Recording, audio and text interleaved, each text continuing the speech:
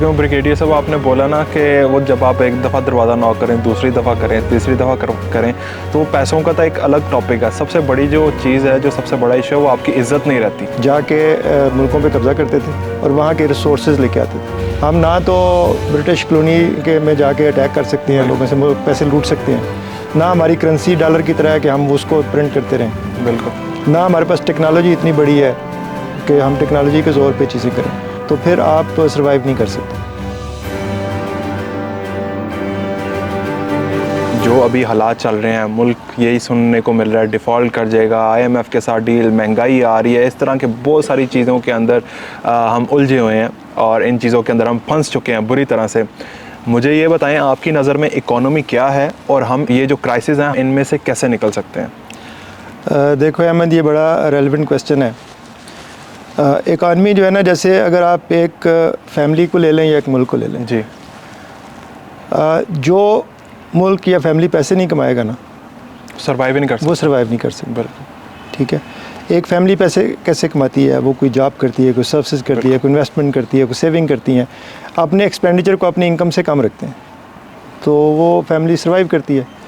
यही हाल मुल्क है कि अगर हम अपने रिसोर्स ना प्रोड्यूस करें, हम पैसे ना कमाए, मुल्क ख़र्चा ज़्यादा करे, कर्ज़ ज़्यादा ले ले, तो वो कैसे चल सकता है? बिल्कुल। अच्छा, आप अगर देखें हिस्ट्री में, तो जो मुल्क अर्निंग कैसे करते थे, फॉर एग्ज़ाम्पल अगर आप ब्रिटिश एम्पायर का ज़माना ले लें, तो उस वक़्त कॉलोनियल इरा थी जी, ये मुल्क अपनी टेक्नोलॉजी और आर्मी की बिल्कुल बलबूते पे जाके मुल्कों पे कब्ज़ा करते थे और वहाँ के रिसोर्सेज लेके आते थे और अपने मुल्क में इंडस्ट्री लगाते थे, डेवलपमेंट करते थे और पैसे इनकम कमाते थे। तो सेकंड वर्ल्ड वार तक तकरीबन ये मॉडल था दुनिया में। सही।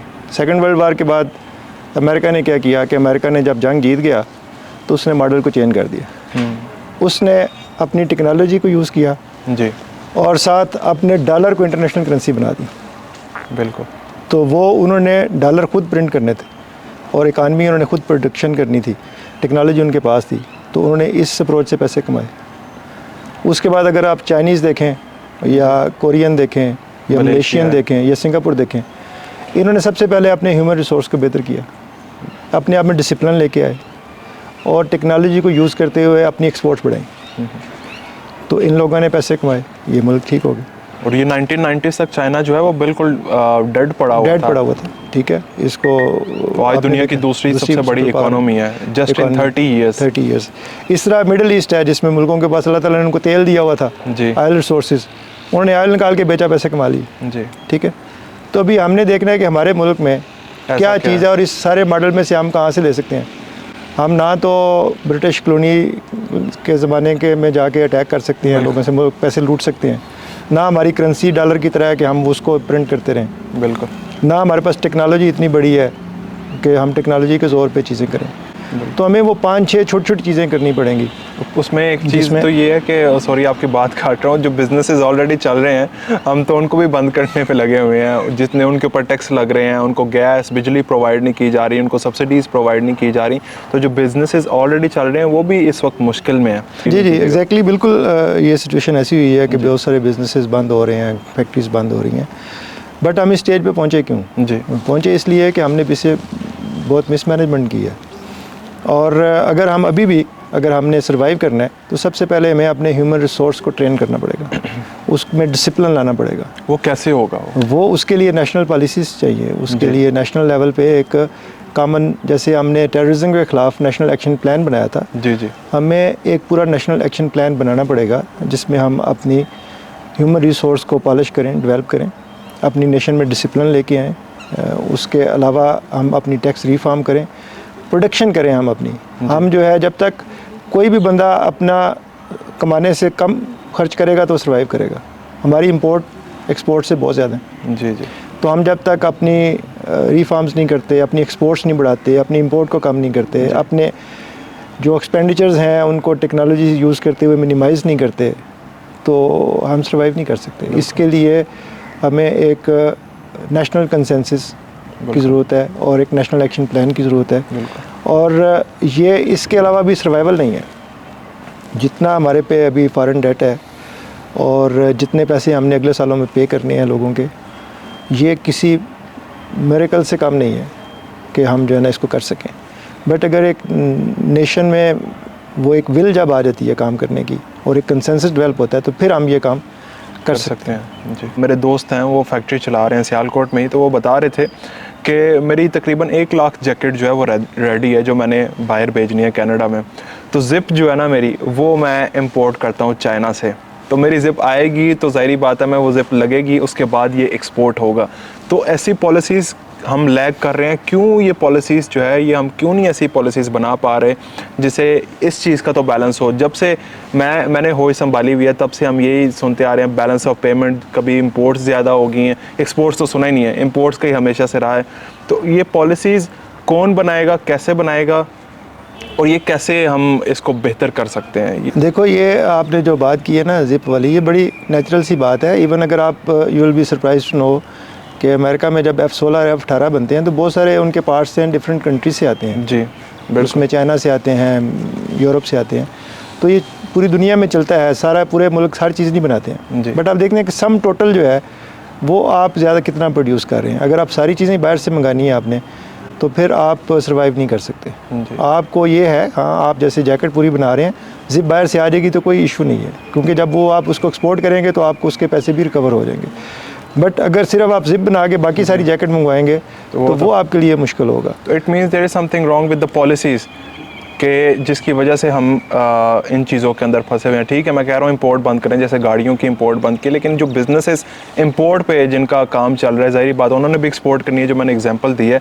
तो there is something wrong with the policies, आप समझते हैं? जी, ऐसे ही है, प्रायोरिटाइज़ करना है ना गवर्नमेंट जी। या आपने भी, अगर आपके पास 1000 रुपये है एंड यू डिज़ायर 10 थिंग्स, तो आपने फिर बजटिंग करनी है कि मोस्ट इंपॉर्टेंट कौन सी हैं। मोस्ट इंपॉर्टेंट जो चीज़ें हैं उस 1000 में से क्या आप ख़रीद सकते हैं। तो हो सकता है कुछ आपको नॉन एसेंशियल में से कम करनी पड़े। बिल्कुल। तो इस तरह इनको भी कुछ जो है ना चीज़ें हमें जो ज़रूरत नहीं है वो कम करनी पड़ेंगी। तो ये एक लंबी पॉलिसी बनानी पड़ेगी, ये एक मैराथन रेस है। बट अनफॉर्चुनेटली हमारे ही होता है कि 2-2.5 साल बाद गवर्नमेंट चेंज हो गई, पॉलिसीज़ चेंज हो गई, फिर वही come back to square one.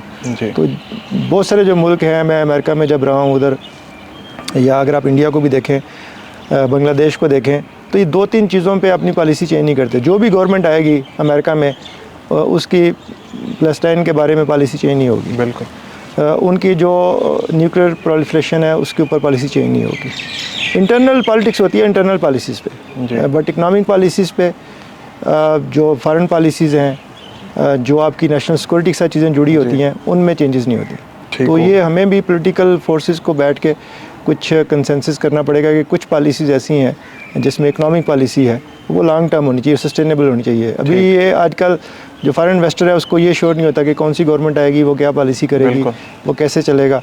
तो जब तक एक आपको कम से कम 10-15 साल की आगे की विजिबिलिटी आप नहीं देंगे और कमिटमेंट सारी पॉलिटिकल फोर्सेस नहीं देंगी कि ये पॉलिसीज़ हमारी सस्टेनेबल हैं, उस वक्त तक आपके पास इन्वेस्टर नहीं आएगा। बिल्कुल। तो ये आपको एक लंबा प्लान बनाना पड़ेगा। इसहाक डार साहब को हमने इंपोर्ट किया लेकिन हमने अपनी इंपोर्ट्स बंद करवा दी। इसहाक डार साहब पाकिस्तान आए, उन्होंने आके IMF को तड़ियाँ लगानी शुरू कर दी कि हम एक टाइम की रोटी खा के भी गुजारा कर लेंगे।